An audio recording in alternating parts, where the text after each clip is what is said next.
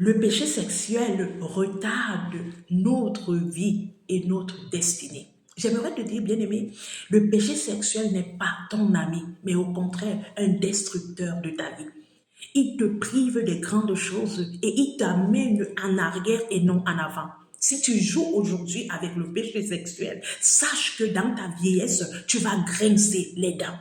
Un enfant de Dieu véritable doit pas marcher selon le péché sexuel. Au contraire, il doit fuir ce péché, car c'était quelque chose qui souille ton corps et ton âme. C'est pourquoi l'apôtre Paul nous demande de fuir ce péché. Ça nous prive du royaume des cieux. Ça nous ajoute des démons. Ça nous fait l'infiltration des combats spirituels. Ça nous bloque nos destinées glorieuses. Ça nous empêche d'entendre la voix de Dieu. Ça nous empêche de grandir spirituellement. Ça nous empêche de maturer. C'est pourquoi le livre de 1 Corinthiens 6, le verset 9 nous dit, ne savez-vous pas que les injustes n'hériteront point le royaume des cieux? Mon frère, ma soeur, si tu continues à être enfant de Dieu, mais tu continues à vivre cette vie, sache que tu vas continuer à être à la maison de Dieu, mais loin de Dieu, parce que ce péché t'empêchera d'être ou d'arriver dans une dimension. Ce n'est pas parce que tu gênes, ce n'est pas parce que tu pries que le péché va obéir à toi. Non, mais ce qu'il va faire, il va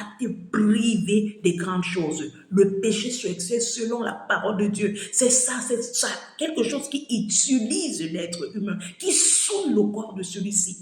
J'aimerais t'encourager aujourd'hui, mon frère, de quitter le péché sexuel, que ça soit l'adultère, que ça soit le mariage, les relations sexuelles hors mariage, que ça soit la fornication, que ça soit la masturbation, que ça soit la perversion, que ça soit tout ce qui peut être sexuel. Tu dois renoncer, tu dois quitter, car ça te prive de la gloire de Dieu et ça te prive d'être proche de Dieu. Tu sais pourquoi quand tu pries, tu ressens que tes prières ne vont pas loin. Pourquoi? Parce que tu n'es pas pur devant le Seigneur. La bonne nouvelle pour toi ici, c'est que il y a la puissance de sang de Jésus-Christ qui a la capacité de te pardonner, qui a la capacité de te délivrer de celui-ci. Il va falloir que tu sois sincère avec Dieu et tu implores la repentance à Dieu. Tu dis, Seigneur, me voici, je suis reconnaissant que je suis un homme qui vit, je suis une femme qui vit dans cette vie qui ne t'honore pas. Seigneur, purifie-moi, arrête de le cacher, mais confesse-le et implore la repentance à Dieu et ne plus retourner dans celle-ci. Mon frère, ma soeur, Jésus-Christ te donne l'opportunité, au travers de cet enseignement, de renoncer au péché sexuel avant qu'il finisse de te détruire, avant qu'il t'apporte des maladies, avant qu'il continue à t'apporter ces démons. Sors de celui-ci. Jésus-Christ a un plan pour toi. Jésus-Christ veut te sauver et il veut que tu sois un homme pur. Renonce au péché sexuel. Que Dieu te bénisse.